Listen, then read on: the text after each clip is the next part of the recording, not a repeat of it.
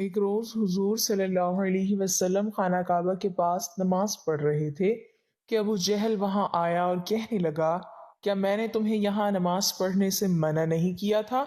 تمہیں معلوم نہیں کہ جتنے میرے دوست ہیں اتنے اور کسی کے نہیں؟ اسی وقت حضرت جبرائیل علیہ السلام حاضر ہوئے اور بسم اللہ الرحمن الرحیم۔ ابو جہل کا اصل نام عمر بن حشام اور کنیت ابو الحکم تھی، جس کی وجہ سے وہ عرب میں ابو الحکم کے نام سے جانا جاتا تھا۔ رشتے میں حضرت عمر رضی اللہ تعالیٰ عنہ کا ماموں اور اسلام کے عظیم سپہ سالار حضرت خالد بن ولید رضی اللہ تعالیٰ عنہ کا چچا تھا۔ عام لوگوں کا خیال ہے کہ ابو جہل کو یہ نام اسلام نے کم علمی اور ناخواندگی کی وجہ سے دیا تھا، جو کہ بالکل غلط ہے۔ ابو الحکم کا مطلب ہے علم و حکمت کا بادشاہ۔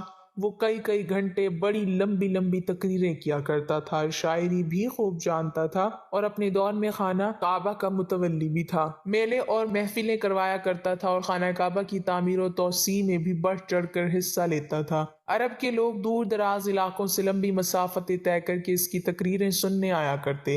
ایک دن خانہ کعبہ کی دیوار سے ٹیک لگا کر بیٹھا تھا کہ ایک سیدھے سادے دیہاتی کا وہاں سے گزر ہوا، جس نے کہا کہ صاحب، اگر اجازت ہو تو ایک بات پوچھوں، مگر آپ وعدہ کریں کہ سچ بولیں گے اور میرے سوال کے جواب میں کوئی ڈنڈی نہیں ماریں گے۔ جواب میں ابو جہل نے دیہاتی سے کہا کہ پاگل ہو گئے ہو، دیکھتے نہیں میں کتنی پاک اور متبرک جگہ بیٹھا ہوں، اس جگہ بھلا کوئی جھوٹ بول سکتا ہے؟ پوچھو کیا پوچھتے ہو۔ دیہاتی نے کہا، اے ابو الحکم، محمد بن عبداللہ صلی اللہ علیہ وسلم کے بارے میں آپ کا کیا خیال ہے؟ دیہاتی کی زبان سے یہ غیر متوقع سوال سن کر ابو جہل تل ملا اٹھا اور اسے کہنے لگا، او ظالم، اس پاک جگہ تم کو یہ سوال نہیں پوچھنا چاہیے تھا۔ جس کے جواب میں دیہاتی نے کہا کہ میں نے اسی لیے اس جگہ کا انتخاب کیا کہ یہاں کوئی جھوٹ بولنے کی جسارت نہیں کر سکتا۔ حیرانگی اور پریشانی کے آثار اس کے چہرے پر عیاں ہو گئے اور بھرائی ہوئی آواز کے ساتھ دیہاتی سے کہا، سن، آسمانوں کے رب کی قسم،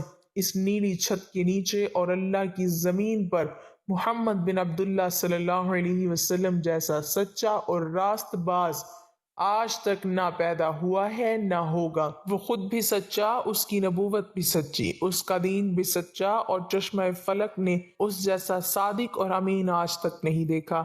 دیہاتی نے حیران ہو کر کہا، جناب، اگر ایسی بات ہے تو کیوں نہ چل کر ان کی بیعت کر لی جائے اور جو دعوت وہ دے رہے ہیں اسے قبول کر لیا جائے۔ جس کے جواب میں ابو الحکم نے وہ بات کہی جس نے اسے ابو جہل بنا دیا۔ کہنے لگا، تیری ماں تجھ کو روئے، کبھی ان کی محفل میں جا کر دیکھو، وہاں تو یہ عالم ہے کہ کئی دن پیٹ پر پتھر باندھنا پڑتا ہے، اور اطاعت و فرما برداری کا یہ عالم ہے کہ ان کے ماننے والے ان کے وضو کا پانی زمین پر نہیں گرنے دیتے بلکہ اپنے کپڑوں سے مل لیتے ہیں اور ان کا پسینہ بوتلوں میں ڈال کر محفوظ کر لیتے ہیں۔ ان کی محفل میں آقا و غلام کی بھی کوئی تمیز نہیں، سب برابر سمجھے جاتے ہیں، جبکہ تم کو معلوم ہے میں قریش کا ایک مانا اور جانا ہوا سردار ہوں۔ لوگ میری قدم بوسی کرنے کے لیے طویل و عرض سے میرے آستانے پر حاضری دینے آتے ہیں، اپنا مال و متاع نذرانے کے طور پر پیش کرتے ہیں، اور کوئی غلام میرے سامنے بیٹھنے کی جرت نہیں کرتا۔ تو تمہارا کیا خیال ہے میں یہ جاہ و حشمت، یہ شان و شوکت قربان کر کے ان کے قدموں میں جا بیٹھوں؟ یہ وہ جواب تھا جو ابو جہل کی اس مائنڈ سیٹ کی عکاسی کرتا ہے جسے اسلام جہالت کا نام دیتا ہے، کہ دوسرے کی بات کو سننے سے ہی اکثر انکار کر دینا چاہیے، اس کا دعویٰ اور دلیل کتنے ہی وزندار اور حقیقت پسندانہ کیوں نہ ہو۔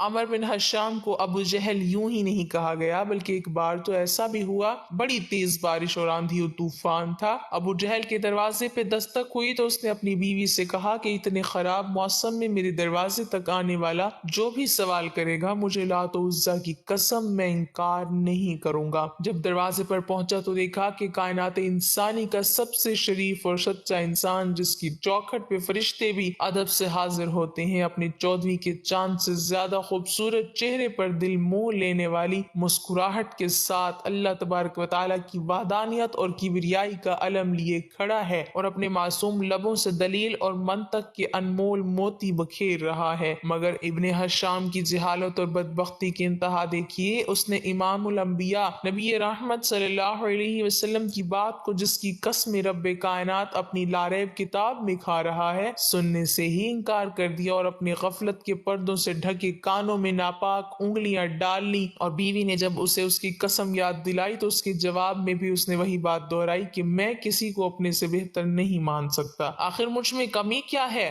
یہ مفہوم ہے جہالت کا کہ دوسرے کی بات کو سننے سے ہی انکار کر دینا اور اپنی ہر بات کو سچ تصور کر لینا، اور اگر کوئی دلیل مانگنے کی غلطی کر بیٹھے تو تشدد اور جبر پر اتر آنا۔ یہ رویہ عدم برداشت اور غصے کو جنم دیتا ہے جو جہالت کا اصل مفہوم ہے۔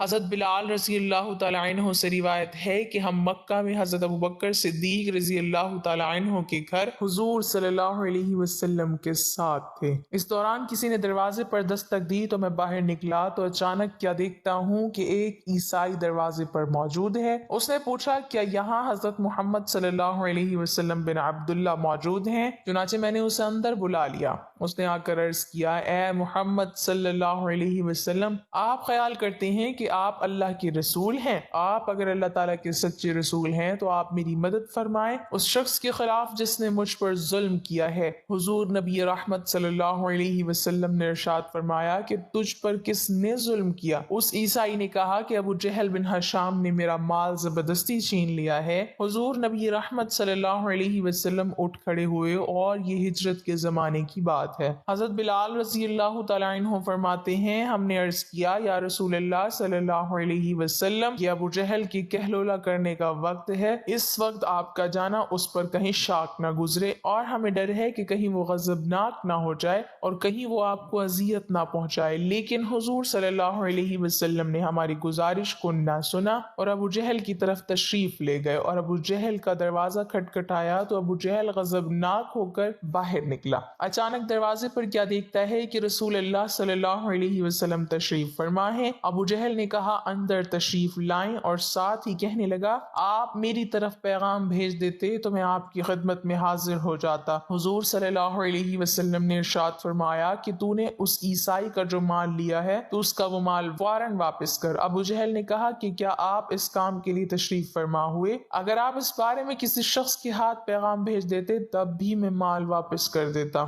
حضور صلی اللہ علیہ وسلم نے فرمایا، بات کو طویل نہ کرو اور تم اس عیسائی کا مال اس کو واپس کر دو۔ ابو جہل نے اپنے غلام سے کہا کہ اس عیسائی کا جتنا مال تو نے لیا ہے جلدی سے اس کو نکال کر اس کے حوالے کرو۔ حضور نبی رحمت صلی اللہ علیہ وسلم نے ارشاد فرمایا کہ اے شخص، کیا تیرا مال تجھ کو مل گیا ہے؟ عیسائی نے کہا، ہاں، سوائے ایک کھجور کے پتوں کی بنی ہوئی ٹوکری کے۔ حضور صلی اللہ علیہ وسلم نے ابو جہل سے کہا کہ وہ ٹوکری جلدی سے نکالو۔ چنانچہ ابو جہل نے اسے اپنے گھر کے اندر تلاش کیا لیکن وہ ٹوکری نہ ملی۔ آخرکار ابو جہل نے اس ٹوکری کے بدلے میں اس سے بہتر ایک اور ٹوکری دی۔ ابو جہل کی بیوی نے ابو جہل سے کہا، باخدا تو نے انتہائی ذلت اور عاجزی کے ساتھ ابو طالب کے یتیم کی خاطرداری کی ہے۔ ابو جہل نے اپنی بیوی سے کہا کہ جو کچھ میں نے دیکھا ہے اگر تو دیکھ لیتی تو ایسی بات نہ کرتی۔ اس نے کہا کہ تو نے کیا دیکھا؟ ابو جہل نے کہا کہ میری قوت کے باوجود جو کچھ ہوا تو اس پر مجھے رسوا نہ کر۔ کہنے لگا کہ میں نے ان کے دونوں کندھوں پر دو شیر بیٹھے ہوئے دیکھے۔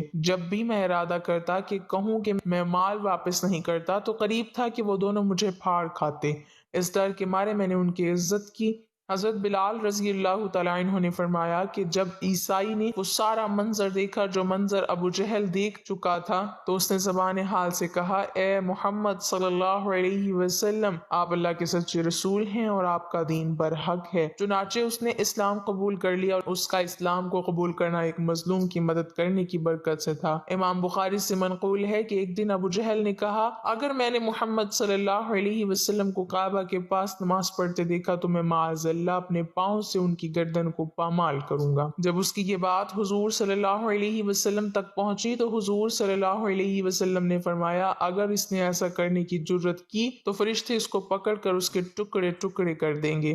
سب لوگ اپنی آنکھوں سے اس بات کا مشاہدہ کریں گے۔ ایک روز حضور صلی اللہ علیہ وسلم خانہ کعبہ کے پاس نماز پڑھ رہے تھے تو یہ مغرور کہنے لگا، کیا میں نے تمہیں یہاں نماز پڑھنے سے منع نہیں کیا تھا؟ تمہیں معلوم نہیں کہ جتنے میرے دوست ہیں اتنے کسی کے نہیں؟ نبی کریم صلی اللہ علیہ وسلم نے اسے جھڑک دیا۔ اسی وقت حضرت جبرائیل علیہ السلام حاضر ہوئے اور یہ پیغام ربانی سنایا۔ پس وہ لائے اپنے ہم نشینوں کو اپنی مدد کے لیے ہم جہنم کے فرشتوں کو بلائیں گے۔ حضرت جبرائیل علیہ السلام نے کہا اللہ کی قسم اگر اس نے اپنے دوستوں کو بلایا تو اس وقت عذاب کے فرشتے اسے پکڑ لیں گے۔ ایک روز پھر اس بدبخت نے حضور صلی اللہ علیہ وسلم کو نماز پڑھتے دیکھا تو بکنے لگا کہ کیا تمہارے سامنے محمد صلی اللہ علیہ وسلم اپنے چہرے کو معاذ اللہ خاک آلود کرتا ہے، یعنی سجدہ کرتا ہے؟ لوگوں نے کہا ہاں۔ اس ملعون نے کہا لات و عزا کی قسم اگر میں نے اس کو اس طرح نماز پڑھتے دیکھا تو اس کی گردن کو اپنے پاؤں سے روند ڈالوں گا اور اس کے چہرے کو گرد آلود کر دوں گا۔ ایک روز حضور صلی اللہ علیہ وسلم نماز پڑھ رہے تھے تو وہ نزدیک آیا تاکہ اپنے خبیث ارادے کی تعمیل کرے، لیکن قریب آتے ہی اچانک الٹے پاؤں پیچھے بھاگا اور اپنے ہاتھوں سے اپنا بچاؤ کرنے لگا۔ اس سے کہا گیا تمہیں کیا ہو گیا، کیا کر رہے ہو؟ اس نے کہا میرے درمیان اور ان کے درمیان ایک خندق ہے جس میں آگ بھڑک رہی ہے، ایک ہولناک منظر ہے اور فرشتے